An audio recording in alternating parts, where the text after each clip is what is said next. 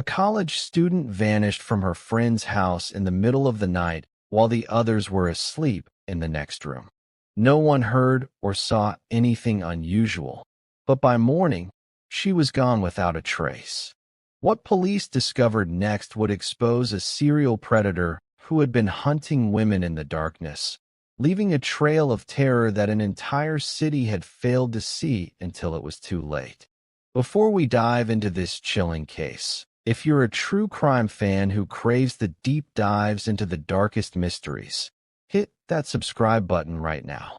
We're building a community of truth seekers here at Cold Case YTJ, and your support helps us bring you these untold stories every single week. Let's get into it. Brianna Dennison was born on March 29, 1988, in Reno, Nevada. She grew up there with her parents and younger brother in what seemed like an ordinary American childhood, filled with the usual dreams and possibilities that young girls have. But when Brianna was just 6 years old, tragedy struck the family in a way that would forever change their lives. Her father passed away unexpectedly, leaving behind a grieving widow and 2 young children who barely understood the permanence of death. The loss hit the family incredibly hard, as it would any family facing such sudden devastation. But in the midst of that grief, something beautiful happened. The tragedy brought Brianna even closer to her mom, creating a bond that went beyond the typical mother-daughter relationship. Brianna, even at that young age, seemed to understand that her family needed her to be strong, and she did everything she could to help her mother through those dark days. She became more than just a daughter. She became a companion, a source of light in a home that had been touched by darkness. Despite the tragedy that had marked her childhood, Brianna's family was determined not to let grief define them. They loved to travel, and they made sure that Brianna and her brother experienced the world beyond their small corner of Nevada. Brianna made it through half of Europe, her young eyes taking in the ancient architecture and rich history of countries that most American teenagers only read about in textbooks. She visited Japan, immersing herself in a culture completely different from her own, learning to appreciate the beauty of diversity and the vastness of human experience. But perhaps the most transformative experience of her young life came when she spent an entire year in Italy on a student exchange program. For a girl from Reno, Nevada, living in Italy was like stepping into a dream. She learned the language, made friends with locals, tasted authentic Italian cuisine in small trattorias that tourists never found, and walked cobblestone streets that had existed for centuries before she was born. That year abroad shaped Brianna in ways that would influence her future plans and her worldview. After graduating high school, Brianna had the whole world in front of her, and she knew exactly what she wanted to do with her life. She headed to California to attend Santa Barbara City College, leaving behind the familiar landscapes of Nevada for the sun-drenched beaches and palm trees of Southern California. She had always wanted to work with kids, and she set her sights on becoming a child psychologist. It was the perfect career choice for someone with Brianna's empathetic nature and her genuine desire to help others, especially young people who were struggling with their own challenges. In Santa Barbara, Brianna quickly found a circle of friends who shared her interests and her zest for life. She was the kind of person who lit up a room when she walked in, someone who made others feel comfortable and valued. She also started dating a guy, navigating the complicated world of young romance, while juggling her studies and her plans for the future. Life seemed full of promise for this 19-year-old college student who had overcome early tragedy and was now building a future that would allow her to make a difference in the lives of children. In the winter of 2008, 19-year-old Brianna was on a college break and came back to Reno to spend time with her family and friends. After months away at school in California, She was looking forward to reconnecting with the people who had known her the longest, the friends she had grown up with, and the family members who had supported her through everything. It was supposed to be a relaxing winter break, a chance to recharge before heading back to the demands of college life. On Friday, January 18th, Brianna headed over to her best friend's house, planning to stay there for the weekend along with another friend. The three girls had their days all planned out in the way that young people do when they're together and free from responsibilities. They would go skiing during the day, taking advantage of the beautiful Nevada mountains and the fresh powder that winter had brought. Then in the evenings, they would attend concerts and hit the nightclubs, dancing and laughing and making memories that they thought would last forever. On Saturday, January 19th, Brianna was supposed to go to a concert by one of her favorite bands. It was an event she had been looking forward to for weeks, the kind of concert that young music fans circle on their calendars and count down the days to. But that morning, she woke up feeling terrible. She had come down with a cold, and her body was telling her to stay home, to rest, to take care of herself. She was torn between her desire to see the band and her need to recover from her illness. When Brianna called her mom to tell her about the cold, her mother did what mothers often do. She encouraged her daughter to go anyway, not wanting her to miss out on something she had been so excited about. After all, it was just a cold, not anything serious. Brianna could rest after the concert. So Brianna decided she didn't want to miss it. She bundled up, took some medicine, and prepared herself for a night of live music despite not feeling her best. A few hours later, Brianna found herself at the concert venue, surrounded by other fans of the band, all of them swaying to the music and singing along to the lyrics they all knew by heart. But as the night wore on, Brianna began to feel worse. The cold that had seemed manageable earlier in the day was now making her feel miserable. Her head was pounding, her throat was sore, and all she wanted to do was lie down. She made the difficult decision to leave the concert early, knowing her friends would stay until the very end, but understanding that she needed to take care of herself. She headed back to her friend's house, hoping to keep her cold from getting worse by getting some rest. The house wasn't far from the concert venue, just a short distance that under normal circumstances would have been an easy walk. But it was absolutely freezing outside, one of those bitter Nevada winter nights where the cold seems to cut right through your clothes and chill you to the bone. In her weakened state, with a cold already taking hold of her system, Brianna didn't want to walk. The last thing she needed was to expose herself to the frigid temperatures for the 15 or 20 minutes it would take to walk home. As she stood outside the venue, watching her breath form clouds in the freezing air, she spotted a car pulling out of the parking lot. Making a split-second decision that seemed completely reasonable at the time, she approached the car and asked the driver for a ride. It was something countless young people have done, especially in college towns where students often help each other out with rides. The driver, seeing a young woman shivering in the cold, agreed to give her a lift. Brianna climbed into the warm car, grateful to be out of the freezing night air, and a few minutes later, she arrived safely at her friend's house. Once inside, Brianna settled onto the couch and started waiting for her friends to get back from the concert. She knew it would be a few hours, but she didn't mind. The house was warm, she was comfortable, and she could rest while she waited.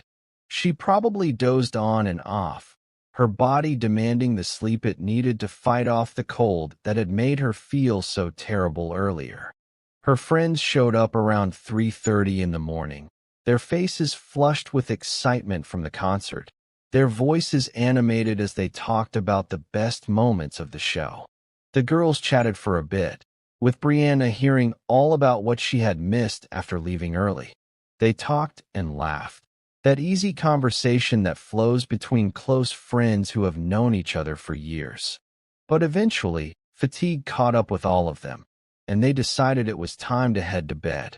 Around 4:30, Brianna sent a text to her boyfriend, one of those late-night messages that people send when they're thinking about someone before they fall asleep. It was a completely normal thing to do, the kind of small gesture that marks the rhythms of modern relationships. After sending the text, Brianna finally allowed herself to drift off to sleep.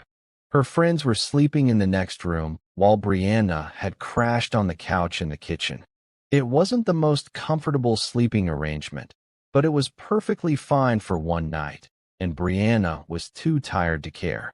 The house settled into the deep quiet that comes in the early morning hours, when everyone is asleep and the world outside is still dark. Nothing seemed amiss. There were no sounds of struggle, no screams, no indications that anything was wrong. The two friends sleeping in the bedroom next to the kitchen had no idea that something terrible was happening just a few feet away from them, separated only by a thin wall.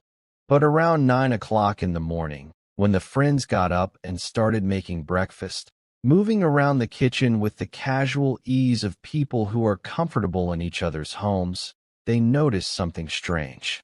Brianna was gone. The couch where she had been sleeping was empty. The blanket she had been using was askew, and there was no sign of her anywhere in the immediate area. At first, they didn't think much of it. The logical explanation seemed to be that Brianna had moved into the bedroom at some point during the night, seeking a more comfortable place to sleep or simply wanting more privacy. The bedroom door was shut, which seemed to support this theory. Maybe she had woken up in the middle of the night, found the couch uncomfortable, and quietly moved to the bedroom without waking anyone. About 40 minutes later, one of the friends decided it was time to wake Brianna up for breakfast. They had plans for the day, and it was getting late enough that they needed to start getting ready. She walked over to the bedroom door and knocked, expecting to hear Brianna's sleepy voice telling her to come in or asking for just 5 more minutes. But there was no answer. The silence on the other side of the door was complete. She knocked again, a little louder this time, thinking maybe Brianna was in a deep sleep and hadn't heard the first knock. Still nothing. No movement, no sound, no indication that anyone was in the room. A small flutter of concern began to grow in her chest. Finally, she opened the door, expecting to see Brianna curled up in bed, fast asleep. But the room was empty. The bed was undisturbed, clearly not slept in. Brianna wasn't there. The friends immediately began searching the entire house, calling out Brianna's name, checking every room, every closet, even the bathroom. They quickly realized that Brianna wasn't anywhere in the house. But what made the situation even more disturbing was that all of her things were still there. Her phone was sitting right where she had left it. Her purse was there with her wallet, her identification, and everything else she would need if she had gone somewhere. Her clothes were still there, neatly folded or hanging in the closet. Even her shoes, all of them, were still in the house. The whole thing felt completely wrong. It was below freezing outside, one of the coldest mornings they had seen all winter. They couldn't imagine any reason why Brianna would walk out into that brutal cold wearing just a t-shirt, which is what she had been wearing when she went to sleep. No coat, no shoes, no phone, no wallet. It made absolutely no sense. Brianna was a smart, sensible young woman. She wouldn't just wander off into freezing temperatures without proper clothing, and she certainly wouldn't go anywhere without her phone. Growing increasingly worried, they called Brianna's mom, hoping against hope that maybe Brianna had somehow gotten home during the night, that there was a simple explanation for all of this. But when Brianna's mother answered the phone and heard the panic in the friend's voice, her heart sank. She had no idea where her daughter could be. Brianna hadn't come home. She hadn't called. There had been no communication at all. Brianna's mother rushed over to the house right away, her mind racing through possibilities, each one more frightening than the last. When she arrived, she joined the friends in searching the house again, hoping that maybe they had missed something, that maybe there was a logical explanation that would make everything okay. But as they searched, one of the friends spotted something that made everyone's blood run cold. On the pillow where Brianna had been sleeping, there were a few small reddish stains. They weren't large, but they were unmistakable. The stains looked an awful lot like blood. In that moment, whatever small hope they had been clinging to that this was all just a misunderstanding evaporated completely. Something terrible had happened to Brianna. Panicked and terrified, the friends immediately called the police. This was no longer a situation they could handle on their own. They needed help, and they needed it immediately. Officers were on the scene almost immediately, responding with the urgency that missing person cases involving young women always demand.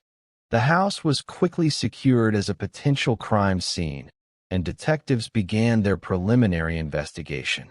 When investigators examined the scene, they didn't find any obvious signs of a struggle inside the house.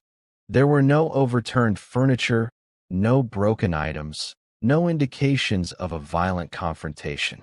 But a few things stood out right away, small details that told a disturbing story. The blanket Brianna had been sleeping under was lying several feet away from the couch, not where you would expect it to be if someone had simply gotten up and walked away. More disturbing was the fact that the stuffed teddy bear she had been using as an extra pillow was missing entirely. It was nowhere to be found in the house. There were no signs of forced entry either, which initially seemed like a good thing, but actually made the situation more complicated. How had someone gotten into the house if they hadn't broken in? The friends provided the answer to that question, and it sent chills down everyone's spines. They told police they never locked the front door. It was one of those things that young people sometimes do, especially when they're staying with friends and coming and going at different hours. They simply didn't think about the danger. What made this detail even more chilling was that the front door just so happened to be right in front of the couch where Brianna had been sleeping. Someone could have walked right through that door, approached the sleeping young woman, and done whatever they wanted without ever making enough noise to alert the friends sleeping in the next room. From the very first hours of the investigation, detectives started leaning toward the theory that Brianna had been abducted. It seemed highly unlikely that she would have walked out into the freezing cold in just a t-shirt, leaving behind her phone, her shoes, her purse, and everything else. But what they couldn't figure out was how someone could have taken her without waking the two other girls sleeping in the next room. The walls in the house weren't particularly thick. Surely, if there had been any kind of struggle or if Brianna had screamed or called out, someone would have heard something. Forensic experts were brought in to examine the crime scene, and they soon came up with the most plausible explanation based on the pillow Brianna had been using. First, they confirmed that the blood on the pillow was indeed Brianna's. The DNA testing left no doubt about that. Then, based on the pattern of the bloodstains and the distribution of the blood on the fabric, they determined that the killer had likely pressed Brianna's face into the pillow with enough force to keep her from making a sound. It was a horrifying scenario to imagine. Brianna, sleeping peacefully on the couch, probably dreaming about something pleasant, completely unaware of the danger approaching her. Then suddenly, someone pressing her face down into the pillow, cutting off her ability to scream, to call for help, to alert her friends just a few feet away that something terrible was happening. The attack had been swift, silent, and efficient, the work of someone who knew exactly what they were doing. The crime lab also carefully swabbed the front door handle, looking for any trace evidence that might have been left behind. What they found was both promising and frustrating. They recovered DNA belonging to a man, someone whose genetic profile was not familiar to any of the friends or family members. But when they ran that DNA through the criminal database, hoping to get an immediate hit that would tell them exactly who had taken Brianna. They came up empty. The DNA belonged to an unknown man, someone who wasn't in the system, someone who had no prior criminal record that would have required DNA collection. With no other useful clues inside the house, police launched a massive search across the city. This was no longer just a missing person case. This was a potential kidnapping, possibly even worse. Every available officer was mobilized. Search teams were organized. The entire police department understood that time was of the essence. If Brianna had been taken by someone, every hour that passed reduced the chances of finding her alive. Police also began the painstaking task of going door to door in the neighborhood, asking men to voluntarily provide DNA samples. It was an unprecedented effort, the kind of mass DNA collection that civil liberties advocates might have questioned under different circumstances. But the community was so shaken by Brianna's disappearance that most men readily agreed. They wanted to help. They wanted to prove they had nothing to do with this terrible crime. They wanted Brianna found safely. Meanwhile, detectives began the process of building a timeline of Brianna's last known hours, trying to piece together every detail that might be relevant. They dug into Brianna's phone records, looking at her calls, her texts, her contacts, anything that might give them a lead. What they found was a string of messages from her boyfriend that raised some red flags. On the night she vanished, he had sent her multiple text messages, and the tone of those messages was troubling. He had sent her insults, harsh words, the kind of messages that suggested a relationship in trouble.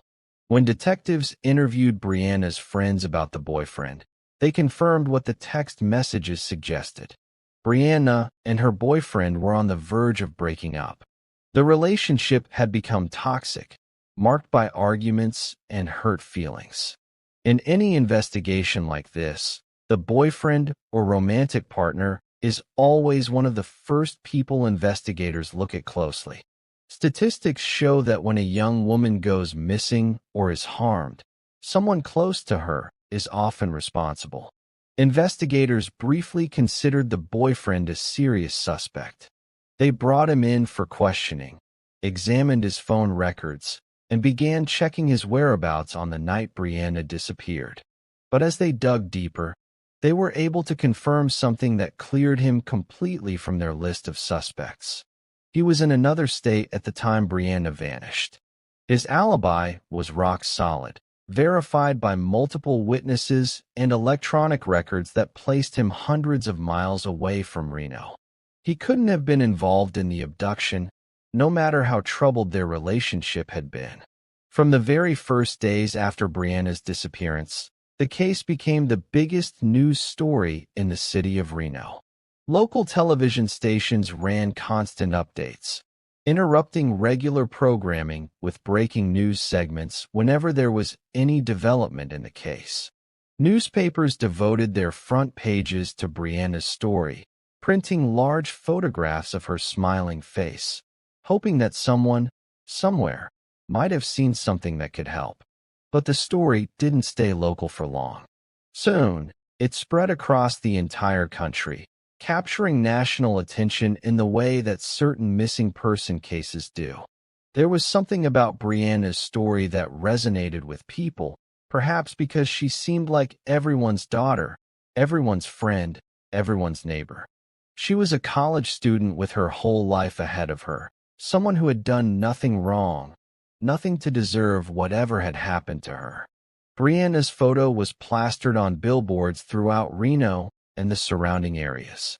Her face became impossible to avoid, a constant reminder to everyone in the city that one of their own was missing and that a predator might be walking among them.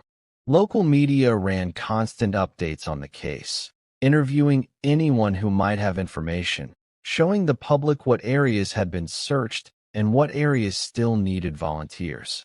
The scale of the investigation was extraordinary. In total, police collected around 3,000 DNA samples from local residents. Think about that number for a moment. 3,000 men in Reno and the surrounding area voluntarily provided DNA samples, allowing investigators to swab the inside of their cheeks and enter their genetic information into a database. It was an unprecedented level of community cooperation, driven by the collective desire to find Brianna and to identify whoever had taken her. But the city's crime lab simply couldn't handle that kind of workload. The facility wasn't designed to process thousands of DNA samples in a short period of time. The technicians were overwhelmed, working around the clock, but still facing a backlog that seemed to grow longer every day. Every hour that the sample sat waiting to be processed was another hour that the suspect remained unidentified, another hour that Brianna remained missing. Understanding the urgency of the situation, authorities turned to the public for help, and the response was overwhelming. People in the community, many of whom had never met Brianna or her family, opened their wallets and donated money to fund additional DNA testing. In a remarkably short period of time, they raised $150,000 to cover the costs of expedited testing and the hiring of additional lab technicians. With this influx of funding and resources, experts managed to process every single sample that had been collected. Lab technicians worked day and night, running test after test, comparing each DNA profile to the unknown sample that had been recovered from the door handle at the house where Brianna had been sleeping. Each time they ran a new comparison, they hoped it would be the match that would break the case wide open, that would tell them exactly who they were looking for. But as the days turned into weeks and the tests continued to come back negative, a grim reality began to set in. Not one of the 3,000 DNA samples matched the genetic profile of the suspected abductor. Whoever had taken Brianna had managed to avoid being tested, either because they had refused to provide a sample or because they didn't live in the immediate area where the door-to-door collection had taken place. Soon, the Federal Bureau of Investigation joined the investigation, bringing with them resources and expertise that local law enforcement simply didn't have access to. The FBI had experience with cases like this, with predators who abducted young women, with serial offenders who knew how to avoid detection. They also had access to national databases and investigative tools that could expand the search far beyond the borders of Reno, Nevada. FBI agents focused their efforts on finding the suspect, using behavioral analysis and profiling techniques to try to understand who they were dealing with. They knew that whoever had taken Brianna had planned this carefully. The abduction had been too clean, too efficient to have been a spontaneous act. This was someone who had thought about what they were doing, who had perhaps been watching Brianna or the house, waiting for the right opportunity.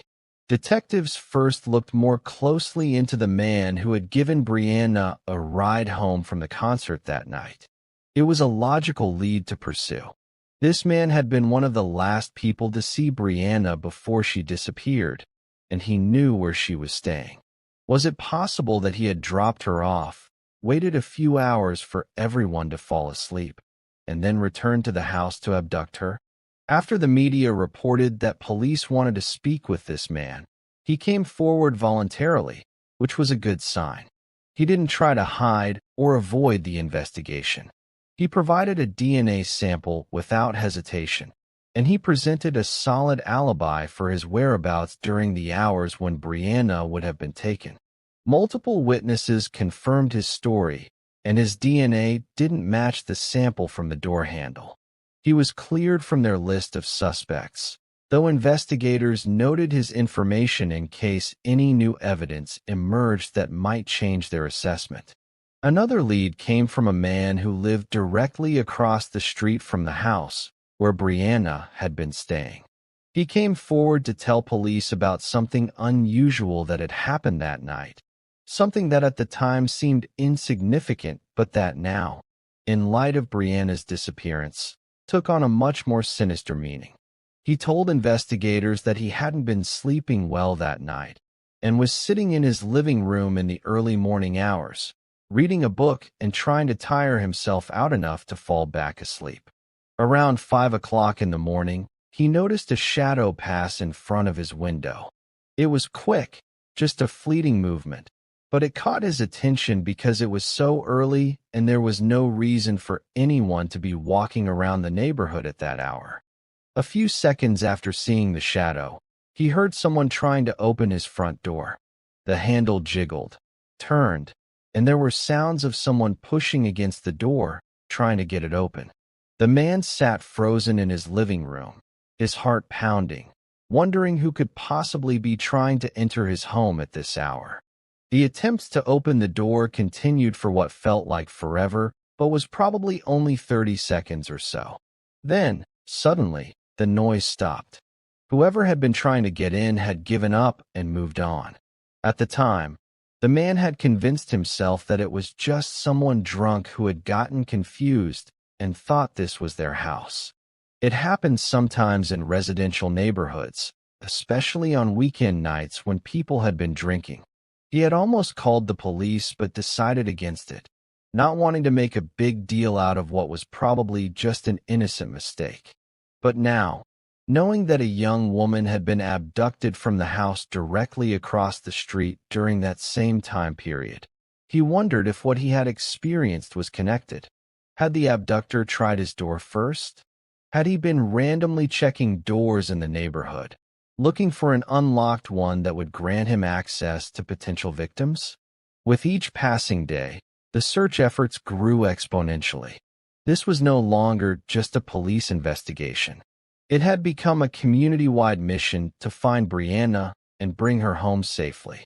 Volunteers joined the police in massive numbers. Regular citizens who took time off from work, who rearranged their schedules, who did whatever they could to help. Helicopters scanned the area from above, their searchlights cutting through the darkness, looking for any sign of Brianna or any clue that might lead to her. Officers with trained search dogs combed through hard-to-reach places, areas that would be easy to overlook in a standard search. They went through forests, checking behind every tree, looking in every hollow. They searched fields, walking in careful grid patterns to ensure no area was missed. They climbed down into drainage ditches and explored culverts, anywhere that a body might be hidden or that someone might have taken shelter. But none of it led anywhere. Despite the massive effort, despite the thousands of volunteer hours, despite the professional searchers and the advanced technology, they found nothing. No trace of Brianna. No torn clothing snagged on a branch. No footprints leading away from the house. No sign that she had ever existed beyond that couch where she had fallen asleep, trusting that she was safe among friends. Based on the evidence they had and the way the crime had been committed, detectives began to doubt that this was the suspect's first crime. The abduction had been too smooth, too professional. The perpetrator had known exactly how to incapacitate Brianna without making enough noise to wake her friends. He had known to press her face into the pillow to silence her. He had known how to get in and out of the house quickly and efficiently. This level of skill and confidence suggested someone who had done this before, someone who had practiced on other victims. Investigators began the painstaking task of digging into the unsolved cases in Reno, looking for anything that might be connected to Brianna's disappearance. They pulled files on attacks against women, sexual assaults, attempted abductions, anything that might show a pattern. And soon, they found 2 incidents that caught their attention immediately, 2 cases that bore disturbing similarities to what had happened to Brianna. In November of 2007, just a few months before Brianna vanished, an unknown man had attacked a 21-year-old college student. She had been walking to her car in a parking lot late at night, her arms full of groceries, her mind probably on getting home safely and getting to bed. That's when he struck. The man ran up behind her without warning, moving so fast that she barely had time to register what was happening. He knocked her to the ground with brutal force, and before she could catch her breath or scream for help, he pulled out a gun and pointed it at her face. The cold metal of the gun barrel against her skin left no doubt about how serious the situation was. He told her in a low, threatening voice to keep quiet, to not make a sound, to do exactly what he said. But this young woman, terrified as she was, made a split-second decision that probably saved her life. Instead of complying, instead of staying silent as he had demanded, she screamed at the top of her lungs. She screamed with everything she had, that primal scream of pure terror and desperation that can wake up an entire neighborhood. Her scream seemed to scare the attacker, who clearly hadn't expected his victim to fight back in this way. He took off running, disappearing into the darkness as quickly as he had appeared.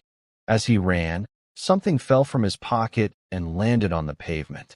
When the victim and the police who responded to her call examined what he had dropped, they found a pack of condoms.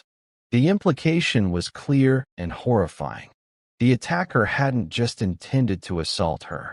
He had planned to sexually assault her, and he had come prepared. About a month later, in December of that same year, another attack happened that followed a similar pattern.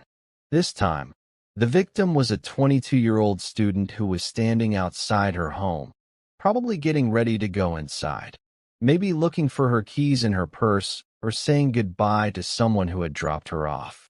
She had no idea that danger was approaching from behind. A man ran up from behind her and covered her mouth and nose with his hand, pressing down hard.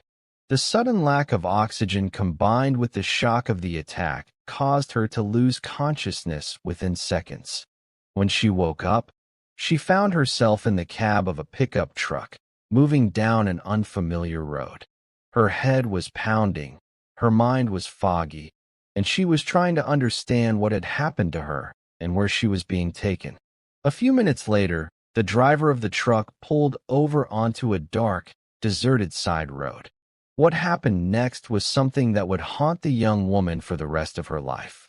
The man sexually assaulted her in the cab of his truck, and throughout the entire horrific ordeal, he ordered her not to look at him. He kept her face turned away, making sure she couldn't get a good look at his features, couldn't see anything that might help police identify him later.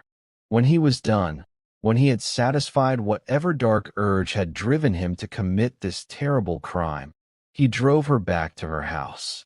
Even this final act was strange and disturbing. Why would an attacker return his victim to the very place where he had taken her? Most predators would want to dump their victims far away, making it harder for them to get help or report the crime. But this man drove right back to her house and told her, in that same cold, commanding voice, not to turn around as she walked to the door. The young woman, traumatized and terrified but grateful to be alive and back at her own home, went straight to the police. Despite the horror of what had just happened to her, she was able to provide investigators with a partial description of her attacker. She described him as a white male, heavy-set with tanned arms, the kind of build that suggested someone who worked outdoors or spent a lot of time in the sun.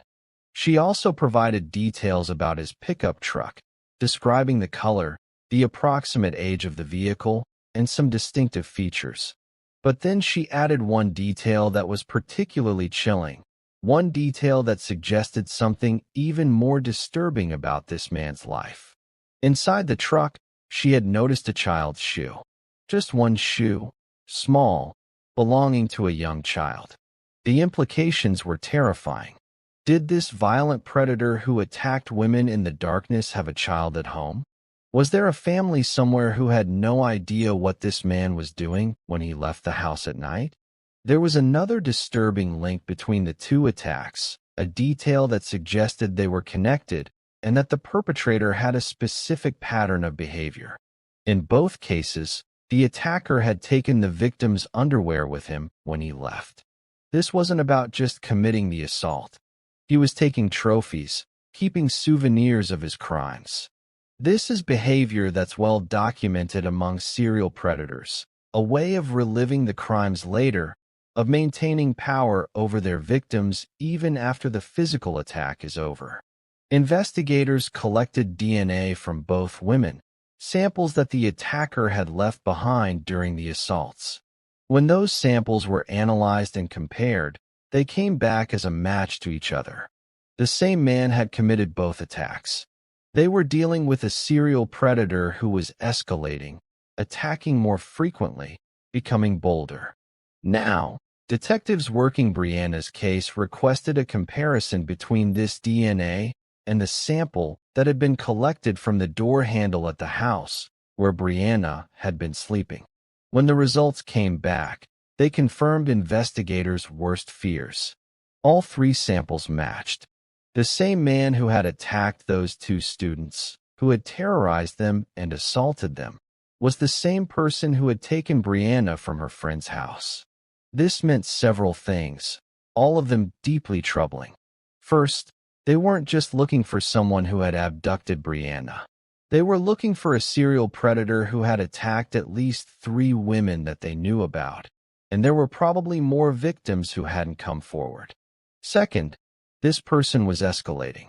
The first attack had been interrupted when the victim screamed. The second attack had involved kidnapping and assault, but the victim had been returned home alive. But with Brianna, the attack had happened in a home, and Brianna was missing, possibly dead. The crimes were getting worse. Once this information was released to the news media, the public reaction was immediate and intense. Another student came forward with information that sent chills down everyone's spines. She told police that one night, not long before Brianna disappeared, someone had tried to break into her home. She had been inside, probably getting ready for bed or watching television, when she heard someone at her front door. This wasn't just someone knocking or ringing the doorbell. This was someone actively trying to force their way inside. The intruder had yanked on the front door handle with such incredible force that it actually bent the metal. The door had held, the lock had held, but just barely. If the door had been even slightly less secure, if the lock had been a cheaper model, the intruder would have gotten inside. And then what would have happened to this young woman who was home alone? Fortunately, whoever it was didn't manage to get inside, and eventually they gave up and moved on. The young woman had reported the incident to police at the time, but without any way to identify who had tried to break in, there wasn't much investigators could do. But now, knowing about the serial predator operating in Reno, knowing about his pattern of attacking students, she wondered if the person who had tried to force their way into her home was the same man who had taken Brianna. Using the description provided by the 2 victims who had survived their encounters with the attacker, police worked with a forensic artist to put together a composite sketch. The process involved careful questioning, asking the victims to recall every detail they could remember about the man's face, his features, his build, anything that might help create an accurate representation. The result was a sketch of a man of average height, somewhere between 28 and 40 years old. He had a solid, muscular build, the kind of physique that suggested someone who worked with their hands, who engaged in physical labor, or perhaps worked out regularly. The sketch showed a face that was neither handsome nor particularly distinctive, the kind of face that could belong to anyone, that wouldn't stand out in a crowd or raise any red flags. His portrait was sent out to local newspapers and television stations, where it was published and broadcast repeatedly. The image appeared everywhere, on the evening news, in the morning papers, on flyers posted in store windows, and on telephone poles throughout the city. Along with the sketch came a public plea for help identifying the man. Police urged anyone who recognized the face in the sketch to come forward immediately. The release of the composite sketch and the information about the serial predator had a profound effect on the community. Panic began to spread through Reno as people realized there was a dangerous predator operating right under their noses, someone who could be their neighbor, their coworker, someone they passed on the street every day without a second thought. The fear was palpable, especially among young women who fit the victim profile. People became hypervigilant, locking their doors multiple times, checking and rechecking that windows were secure, installing additional locks and security systems. Gun sales skyrocketed as people decided they needed to be able to protect themselves if this predator came to their homes. Pepper spray flew off the shelves of stores throughout the city, with some retailers completely selling out and unable to restock fast enough to meet the demand. Women were terrified to stay home alone, especially at night. Those who lived by themselves called friends or family members, asking if they could stay with them until the predator was caught. College students moved out of ground-floor apartments, afraid that they would be too easy to access. Roommate situations that had seemed perfectly safe suddenly felt vulnerable and dangerous. If you're still watching at this point, drop a comment with, "I'm still here." Let's see who's truly following this shocking story. But even with the public's intense pressure and fear, even with the resources that were being poured into the investigation, investigators still weren't any closer to making an arrest or finding Brianna. The composite sketch had generated hundreds of tips, with people calling in to say they recognized the man or thought they knew who it might be. Every single tip had to be followed up on. Every lead had to be investigated, but none of them panned out. With each passing day that Brianna remained missing, hope that she might be found alive grew dimmer and dimmer. The statistics on missing person cases are grim. The first 48 hours are the most critical. After that, the chances of finding someone alive drop dramatically with each day that passes. It had now been weeks since Brianna disappeared, and there had been no contact, no sightings, no evidence that she was anywhere. Divers were sent to search the local Truckee River, a body of water that runs through Reno and had been the site of other recovered bodies in the past. The divers worked in shifts, plunging into the cold, murky water again and again, feeling along the river bottom for anything that might be Brianna. They were joined by hundreds of volunteers who braved the freezing cold to help search the riverbanks and the areas surrounding the water. Police also received over 5,000 tips from people who thought they had information that might help. Some of these tips came from well-meaning people who had genuinely seen something suspicious. Others came from psychics who claimed to have visions of where Brianna was being held. Still others came from people with mental health issues who confessed to crimes they hadn't committed or provided information that made no sense. Every single tip, no matter how credible or incredible it seemed, had to be logged, assessed, and followed up on. It was an enormous undertaking that required countless hours of detective work, but not a single one of those 5,000 tips brought investigators any closer to finding Brianna. This went on for almost a month. This terrible limbo where Brianna's family didn't know if their daughter was alive or dead, where investigators worked around the clock but seemed no closer to solving the case, where the community lived in fear of a predator who remained unidentified and free. And then, on February 15th, police finally got a call that would break the case wide open, though not in the way anyone had hoped. A worker was heading out for his lunch break that day, looking forward to getting some food and taking a break from the monotony of his shift. To save some time and maybe get a little exercise, he decided to cut through an abandoned lot on his way to a nearby cafe. It was a route he had taken before, a shortcut that most locals knew about, a way to shave a few minutes off the walk. As he walked through the lot, stepping carefully around the debris and trash that people had illegally dumped there, he spotted a discarded Christmas tree lying in a ditch. Someone had apparently dragged their old tree here after the holidays rather than disposing of it properly. As he got closer to the tree, he noticed something odd. There appeared to be a pair of socks sticking out from behind the tree, as if someone had thrown away clothing along with the tree. When he got even closer, when he could see more clearly what was behind that Christmas tree, his blood ran cold. What he saw wasn't just a pair of discarded socks. He saw what looked like a human figure, pale and still, lying in the ditch. His first thought, the one his brain offered up as a way of protecting him from the horror of reality, was that someone had dumped a mannequin. Maybe from a store that had gone out of business. Maybe from someone's garage where it had been collecting dust for years. But as he approached, as the details became clearer, it didn't take long for him to realize with absolute certainty that this was not a mannequin. This was a human body, a real person who had once been alive and was now lying dead in this abandoned lot like a piece of discarded trash. His hands shaking, his voice barely steady, he immediately pulled out his cell phone and called police. Detectives and forensic technicians responded to the scene within minutes.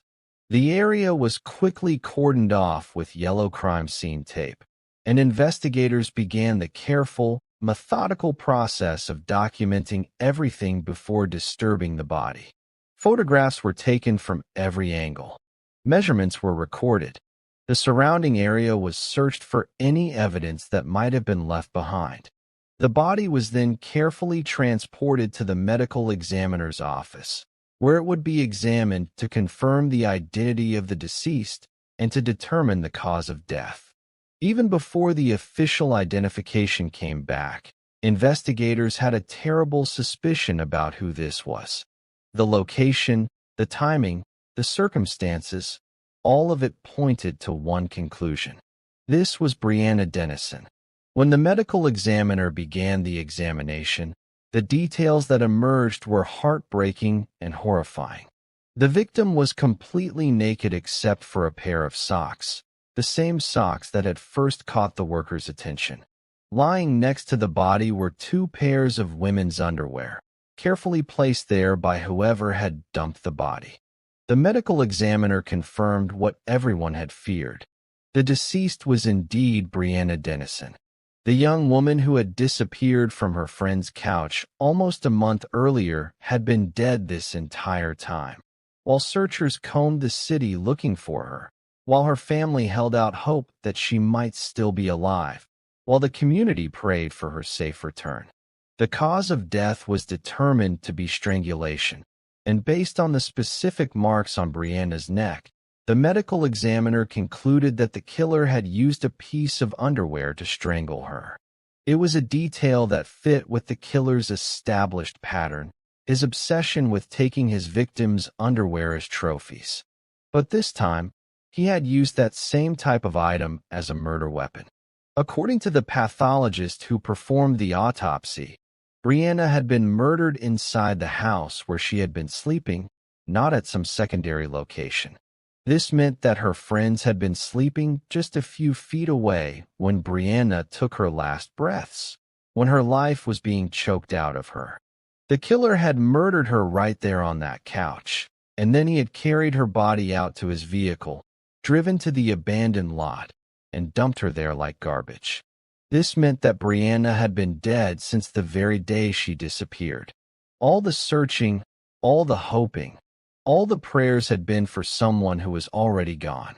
It's a devastating realization for families of missing persons, learning that while they held out hope, their loved one was already beyond saving.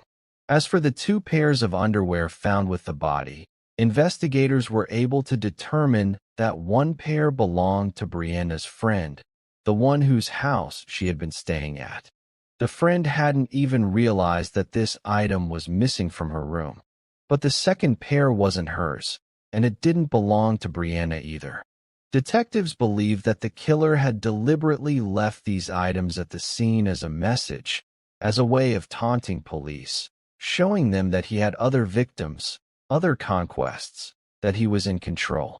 Brianna had also been sexually assaulted, either before or after her death. The medical examiner was able to recover male DNA from her body, genetic material that the killer had left behind. As expected, when this DNA was analyzed and compared to the samples from the earlier attacks, it was a perfect match. The same man who had attacked those two college students, the same man whose DNA was on the door handle of the house, was the person who had murdered Brianna Dennison. The news of Brianna's body being found hit the entire city of Reno like a devastating blow. Thousands of people had been following the case day after day, reading every update, watching every news broadcast, clinging to the hope that maybe, somehow, Brianna would be found alive. Maybe she had been taken out of state and was being held somewhere, but was still breathing, still surviving. Maybe there would be a rescue, a happy ending to balance out the terror of her abduction. But that hope was now completely extinguished. Brianna Dennison was dead, murdered by a predator who was still walking free. The community's sadness quickly turned to anger and fear. How long would this monster be allowed to continue terrorizing their city? How many more women would he attack before police managed to identify and arrest him? In the weeks that followed Brianna's body being discovered, police kept working tirelessly to identify the killer. They followed up on every lead, no matter how small or unlikely it seemed. They re-interviewed witnesses, hoping that maybe someone would remember a detail they had forgotten to mention the first time. They expanded their DNA collection efforts, asking for samples from men in neighboring communities, casting a wider net in the hope of catching their suspect. But every lead they chased seemed to end in a dead end. Every promising tip turned out to be nothing. Every person of interest was eliminated through DNA testing or solid alibis. It was frustrating and demoralizing for the investigators who were working day and night on the case, and it was terrifying for the community that was living in fear. A few weeks after Brianna's body was found, police made the decision to share more specific details with the public, information they had been holding back earlier in the investigation. They revealed that the perpetrator seemed to collect his victims' underwear, keeping them as trophies or souvenirs of his crimes. It was a disturbing detail that made people's skin crawl, but investigators hoped that maybe a relative or acquaintance of the killer had noticed something suspicious along these lines. Maybe someone had found women's underwear hidden in their husbands' or boyfriends' or adult sons' belongings and had dismissed it or explained it away. Maybe someone had noticed that a man they knew seemed to have an unusual obsession with this particular item of clothing. Maybe this detail would be the thing that finally generated the tip that would break the case. But despite the public release of this information, no useful tips came in. No one called to say they recognized this behavior in someone they knew. The killer, whoever he was, had managed to keep this disturbing aspect of his life hidden from everyone around him. From that point on, the investigation seemed to freeze in place, stuck in a frustrating stalemate. Even though dozens of officers were still actively working on the case, even though Brianna's murder remained the top priority for the Reno Police Department, they simply weren't making progress. Weeks turned into months, and despite all their efforts, despite all the resources that had been poured into finding Brianna's killer, it was starting to feel like he had managed to get away with murder. The community's fear began to settle into a kind of grim acceptance. People stayed vigilant. They kept their doors locked. They avoided being out alone at night. But the intense panic of the first few weeks after Brianna's disappearance started to fade. Life went on, as it always does, even in the shadow of tragedy. But everything changed on November 1st, almost a full year after Brianna's murder. On that day, police received a phone call from someone who wanted to remain anonymous. This person had information, they said, information that might be relevant to the Brianna Dennison case, but they didn't want their name involved. They were afraid, or perhaps they were protecting someone, or maybe they just didn't want to be drawn into the media circus that they knew would surround any break in this high-profile case. The caller told police a story that immediately grabbed the detectives' attention. This person said that a while back, before Brianna was killed, their friend had made a disturbing discovery. The friend had been in her boyfriend's pickup truck and had found women's underwear hidden there, underwear that didn't belong to her.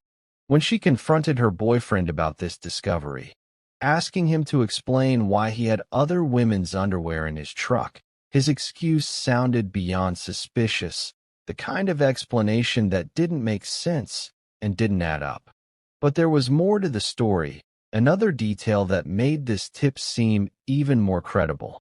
Shortly after Brianna's murder, after her body was found and the news was filled with stories about the investigation, this man had suddenly sold his pickup truck.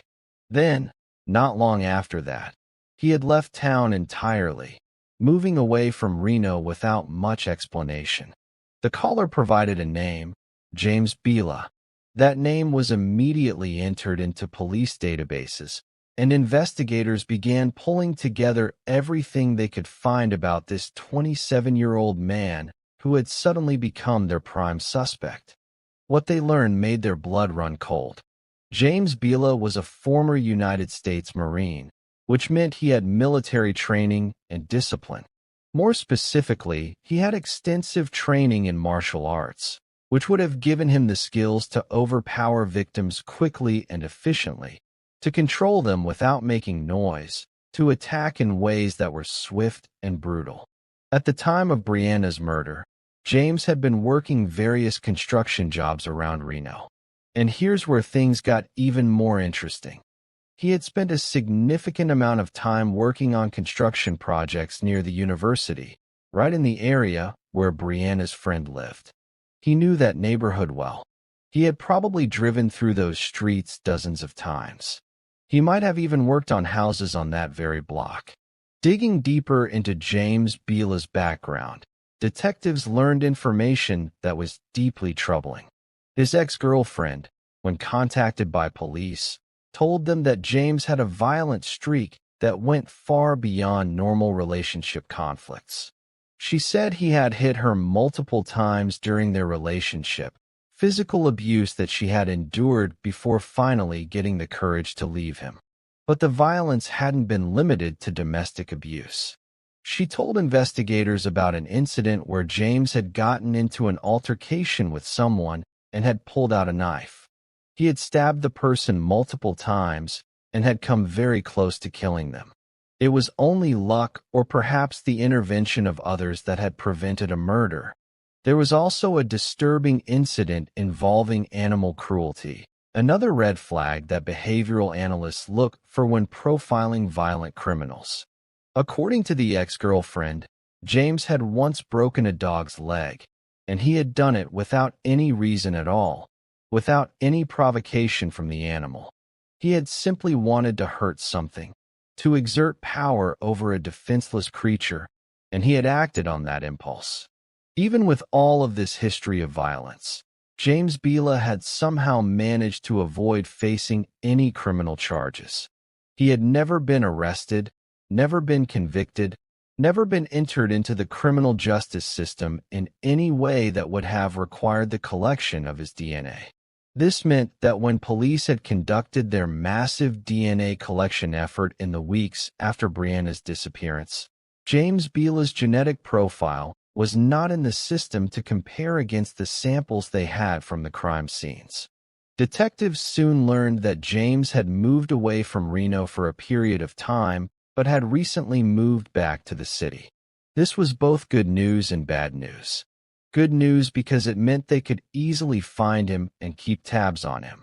Bad news because it meant a violent predator was back in their community, possibly looking for new victims.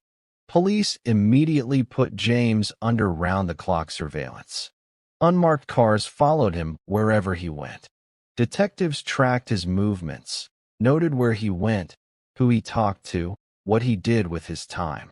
They were building a case, but they were also making sure that if James tried to attack someone else, they would be there to stop him before he could hurt another woman. At the same time, investigators made contact with James, calling him and saying they wanted to talk to him about an ongoing investigation.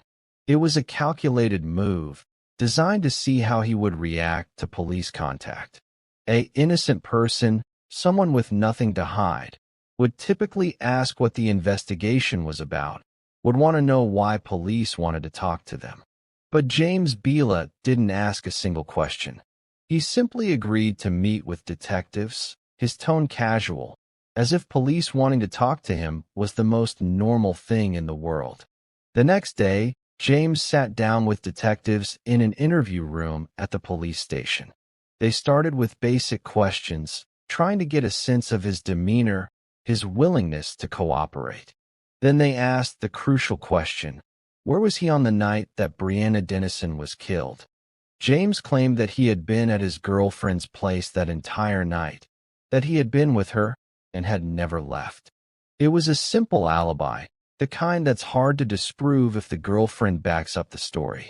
But then investigators asked James if he would be willing to provide a DNA sample, a simple cheek swab that would take less than a minute and could quickly clear him as a suspect if he was telling the truth. James flat out refused. He said he wasn't going to provide any DNA, and he didn't give a reason for his refusal. This refusal was significant. While it's true that people have the right to refuse to provide DNA samples to police, an innocent person with a solid alibi would typically be eager to provide that sample, to clear their name and get police to focus on finding the real perpetrator. James's refusal suggested he had something to hide. Right after their interview with James, police went to talk to his ex-girlfriend, the woman he claimed had been with him on the night of Brianna's murder. They asked her directly, "Was James with you that night?" And her answer changed everything. She told them that his alibi was a complete lie. He had not been with her that night. She didn't know where he had been, but he definitely hadn't been at her place.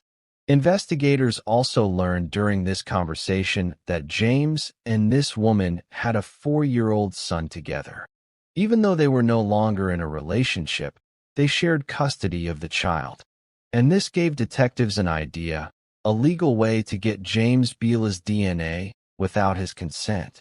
They asked the boy's mother if she would be willing to allow them to take a DNA sample from her son. She agreed without hesitation, understanding what they were trying to do and wanting to help if her ex-boyfriend was indeed the monster who had killed Brianna Dennison and attacked those other women. The DNA sample was collected from the 4-year-old boy and sent to the lab for analysis. What the lab needed to determine was whether the child's DNA was consistent with being the offspring of the unknown suspect, whose DNA had been found at the crime scenes. Because a child inherits half of their DNA from their mother and half from their father, comparing the child's genetic profile to the suspect's profile would show whether the two were related.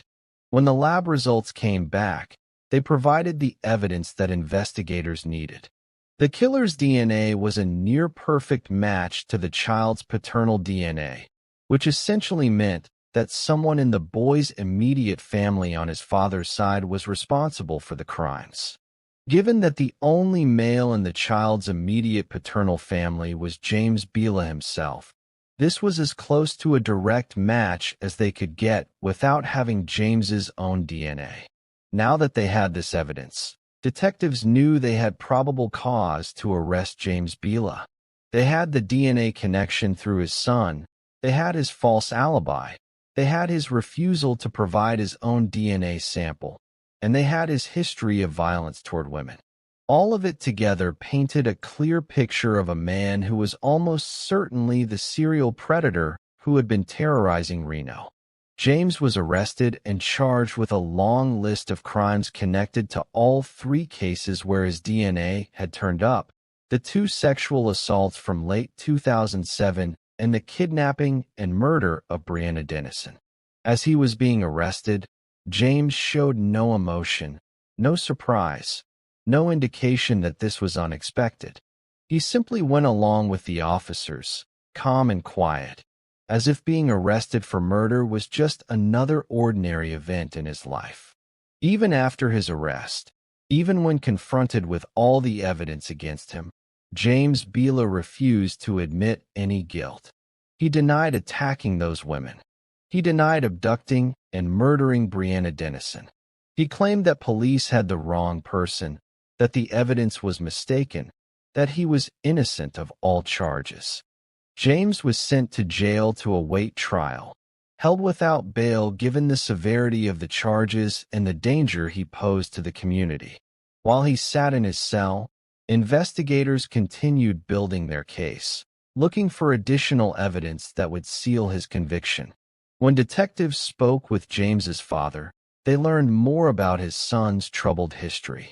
James had struggled with drug abuse for years, starting in his late teens and continuing into his adult life. This drug abuse had been one of the main reasons he had been kicked out of the United States Marine Corps, a discharge that had ended what might have otherwise been a successful military career. Investigators also managed to track down James's old van, a vehicle he had owned and used before purchasing the pickup truck that the anonymous caller had mentioned. They arranged to have the van examined by forensic technicians, and the testing revealed important evidence. Fibers from the van's seat covers were collected and analyzed, and those fibers were found to be an exact match to fibers that had been previously found on the clothing of one of the sexual assault victims, the student who had been kidnapped and driven to a secondary location in a vehicle. This physical evidence further strengthened the case against James Bila, providing another link between him and the crimes. It also confirmed what investigators had suspected, that James had used different vehicles for different attacks, perhaps as a way of avoiding detection or reducing the risk of being identified through a vehicle description. James's former employer also had information to add that was particularly damning. According to this man, who had employed James on several construction projects, James had quit his job very suddenly and unexpectedly, and the timing was significant. He quit on the very same day that Brianna Dennison's body was found. Just hours after the news broke that a body had been discovered in the abandoned lot, James had walked off the job site, told his boss he wouldn't be coming back, and had prepared to leave town. To prosecutors and investigators, this was consciousness of guilt, a legal term for behavior that suggests someone knows they've done something wrong. An innocent person wouldn't suddenly flee town the day a murder victim's body was discovered. But someone who had committed that murder, someone who knew that the discovery of the body would reinvigorate the investigation and increase the chances of being caught, might very well decide it was time to disappear.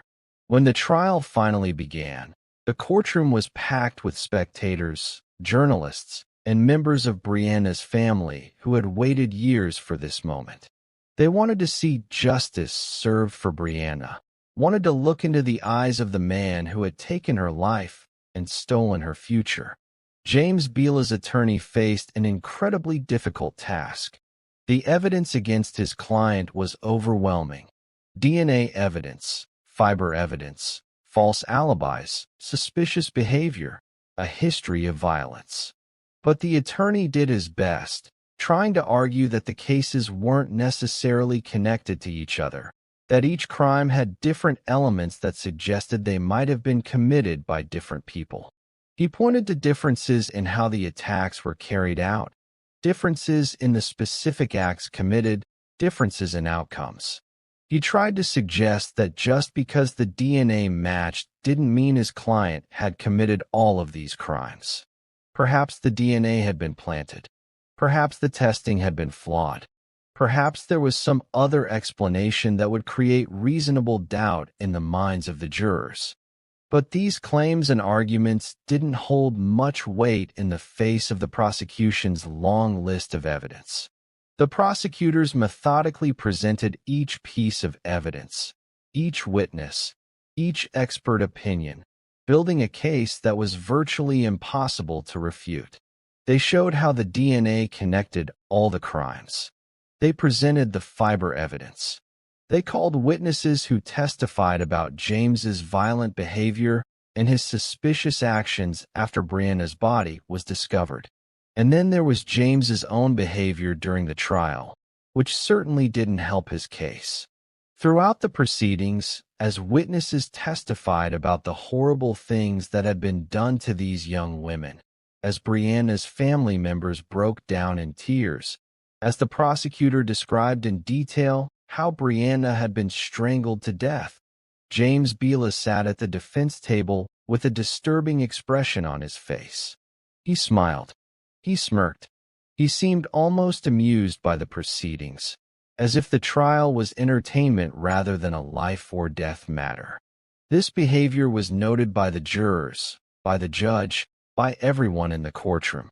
It suggested a man without remorse, without empathy, without any understanding of the harm he had caused. In late May of 2010, just over 2 years after Brianna's murder, the jury retired to deliberate on the charges against James Bila. They reviewed the evidence, discussed the testimony, and evaluated whether the prosecution had proven beyond a reasonable doubt that James was guilty of all the crimes he had been charged with. When they returned to the courtroom to deliver their verdict, the tension in the room was palpable. Brianna's family members held hands, barely breathing, waiting to hear the words they needed to hear. And then the foreperson stood and read the verdict, guilty on all counts. James Bila was convicted of kidnapping, sexual assault, and the murder of Brianna Dennison. The jury had found him guilty of the other attacks as well, the 2 sexual assaults from 2007 that had preceded Brianna's murder. Justice, it seemed, had finally been served. But the trial wasn't over yet. Now the court had to decide what sentence to impose, and in this case, the death penalty was on the table. Nevada law allows for capital punishment in cases of first-degree murder with special circumstances, and the kidnapping and sexual assault of Brianna certainly qualified. James Bila's lawyer pushed back hard against the death penalty, trying everything he could to save his client's life. He told the judge about James's troubled childhood, painting a picture of a young boy who had been shaped by trauma and abuse. He described how James's father had been an alcoholic who would regularly beat his son, physically abusing him in ways that had left lasting psychological scars. The attorney argued that James was himself a victim, that his violent behavior was the result of the violence that had been inflicted on him as a child. He asked the court to show mercy, to consider the circumstances that had created this broken man. He also pointed out James's good behavior while in jail awaiting trial, suggesting that he could be a model prisoner if his life was spared. None of these arguments swayed the judge. After considering all the factors, after weighing the mitigating circumstances against the heinous nature of the crimes, the judge sentenced James Bila to death. The man who had terrorized Reno, who had attacked multiple women, who had strangled Brianna Dennison and dumped her body in an abandoned lot like trash, would face the ultimate punishment for his crimes. Just a few months after receiving the death sentence for Brianna's murder, James picked up 4 additional life sentences for the other charges he had been convicted of. These sentences were to run consecutively, meaning that even if his death sentence was somehow overturned on appeal, even if the execution never happened, which is entirely possible given how rarely death sentences are actually carried out in Nevada, he would still have no chance of ever walking free. He would spend the rest of his natural life behind bars. In the years that followed James Bila's conviction, his lawyer filed multiple appeals, trying different legal strategies to overturn the death sentence. These appeals are standard in capital cases, and they can drag on for years or even decades. The defense argued that there had been errors in the trial, that certain evidence should not have been admitted, that the jury had been improperly instructed, that the death penalty itself was unconstitutional. But each time an appeal was filed, each time the case was reviewed by a higher court, the state Supreme Court upheld the death penalty. The judges who reviewed the case found no reversible errors, no legal basis for overturning the conviction or the sentence. As a result, James Bila remains behind bars to this day, sitting on death row with no set execution date, possibly spending decades in this limbo before the sentence is carried out or before he dies of natural causes. After James Bila's arrest and conviction, Brianna's family channeled their grief into activism, determined that some good should come from their daughter's death. They began pushing for a new law in Nevada, legislation that would require police to collect DNA samples from anyone arrested for a violent crime, not just from people who were convicted. The reasoning behind this proposed law was straightforward and compelling. If such a policy had been in place earlier, if police had been allowed and required to collect DNA from people arrested for violent offenses, then James Bila would have been in the system after one of his earlier violent incidents. He had a history of violence, a history of hurting people, but because he had never been formally charged or convicted, his DNA had never been collected. Brianna's family believed that if the law they were proposing had been in effect, James would have been caught after his first sexual assault or after one of his other violent acts. That meant that Brianna's life might have been spared. She might still be alive today, might have finished college, might have become the child psychologist she had dreamed of being, might have had a family of her own. The family's advocacy was passionate and persistent, and eventually their efforts paid off. Nevada passed legislation expanding DNA collection requirements, a law that became known informally as Brianna's Law. It was a bittersweet victory, knowing that the law came too late to save Brianna, but hoping that it might save others in the future. But tragically, Brianna's death wasn't the last blow to the family, wasn't the end of their suffering. In an almost unbelievable coincidence, exactly 10 years after Brianna's murder, another young woman in the family went missing under mysterious circumstances that remain unsolved to this day. Brianna's 19-year-old cousin, a young woman with her whole life ahead of her just like Brianna had been, disappeared without a trace. She had told her parents that she was going to another state with a guy she had recently met, someone her family didn't know well. She said she would stay in touch, would call regularly, would let them know she was okay. But after she left, after she drove away with this man, she stopped answering her phone. Her parents tried calling again and again, but the calls went straight to voicemail. They sent text messages that were never answered. They tried reaching out through social media, but there was only silence. Her family fears that something terrible happened to her, that she met with foul play at the hands of the man she went away with, or that she encountered some other danger.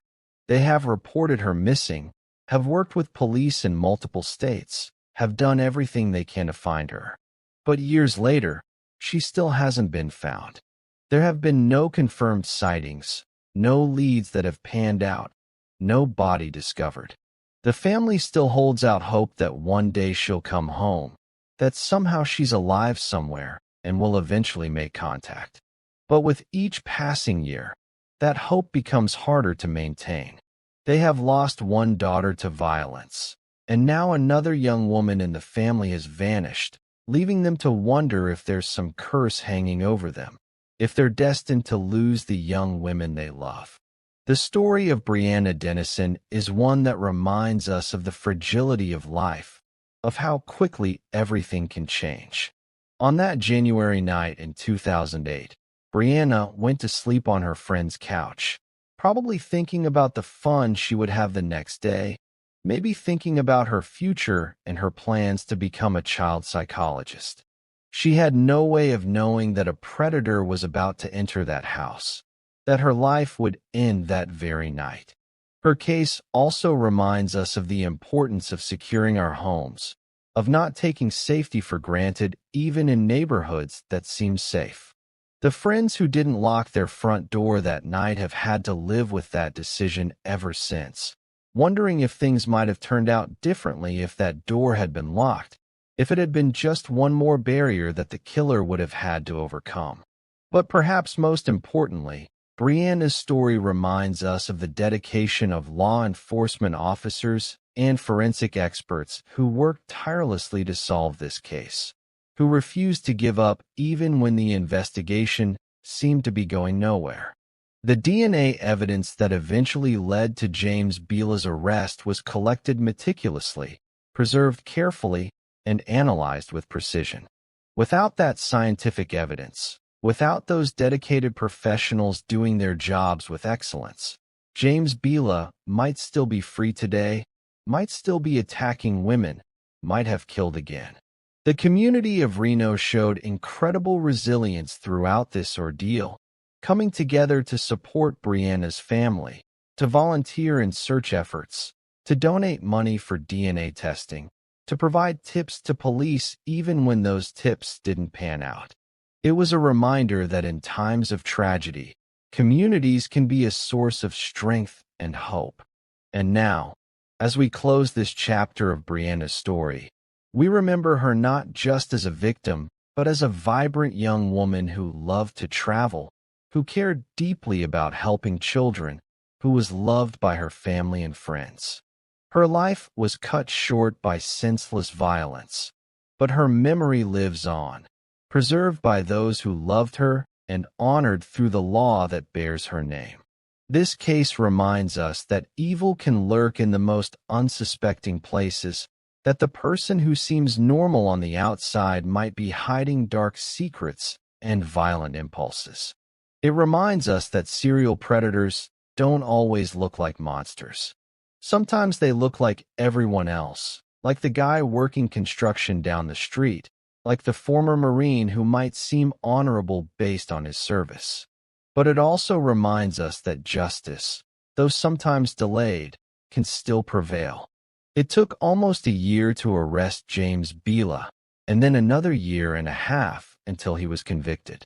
But in the end, the evidence was there, the case was solid, and the man responsible for these terrible crimes was held accountable. If this story moved you, if it made you think about the importance of staying vigilant and protecting yourself and your loved ones, if it reminded you why we need to keep telling these stories so that victims are remembered and lessons are learned, then please take a moment to hit that like button right now. Share this video with others who follow true crime, who need to hear Brianna's story, who can learn from what happened here. And most importantly, subscribe to Cold Case YTJ. This channel is dedicated to bringing you deep, respectful, thoroughly researched coverage of true crime cases that deserve to be remembered. We're building a community here of people who care about justice, who want to understand how these crimes happen and how they're solved, who believe that the victims deserve to have their stories told. Your subscription, your like, your comment, all of these things help this channel grow and allow us to continue producing content that honors victims and educates viewers. We have so many more untold stories waiting to be heard, so many cases that need attention, so many families who are still seeking answers. Thank you for watching, for caring, for being part of this community. Until next time, stay safe out there, lock your doors, trust your instincts, and remember that you have more power than you might think to protect yourself and others. Brianna's story is a tragedy, but it's also a reminder of the importance of awareness, of community, of never giving up on justice. Rest in peace, Brianna Dennison. You are not forgotten.